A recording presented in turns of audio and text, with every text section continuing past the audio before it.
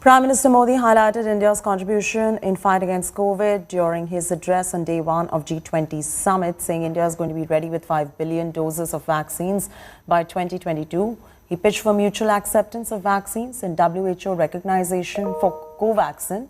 It's the second day of the Prime Minister's Italy visit, where the world leaders have assembled to attend G20 Summit. He is also going to be attending the second G20 session on climate change and environment today. Later on, he's going to be having a bilateral meeting with Spanish Prime Minister at 5:20 p.m.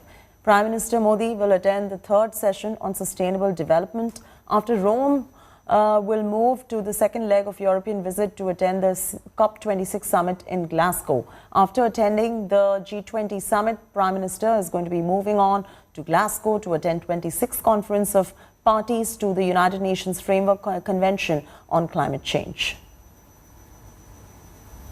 Prime Minister conveyed that India has not only vaccinated over 1 billion of our citizens, but more important is that we are ready to produce over 5 billion vaccine doses by the end of next year.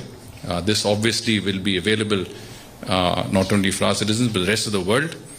We also believe that the WHO's approval, the emergency use authorization for Covaxin, our indigenous vaccine pending with them, would facilitate this process of our assisting other countries. With heavy security and barricading, Glasgow is ready to welcome the world leaders in COP26. Prime Minister Narendra Modi arrives here on the 31st October, night of October 31st, and stays on the 1st and the 2nd of November. And in this period, he will be giving a speech here at COP26 and expected to meet some leaders from the diaspora. Developed nations should be subjected to a negative carbon emission goal rather than a zero carbon emission goal. The second, of course, being that the developed nations had promised 100 million climate fund to the developing nations to help them keep up with that climate change pledge.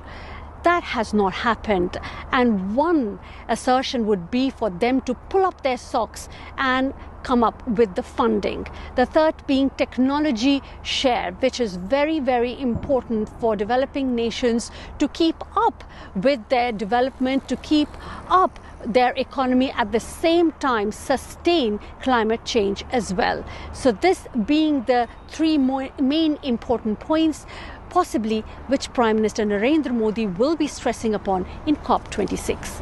Lavina Tandon for India Today from Glasgow, Scotland.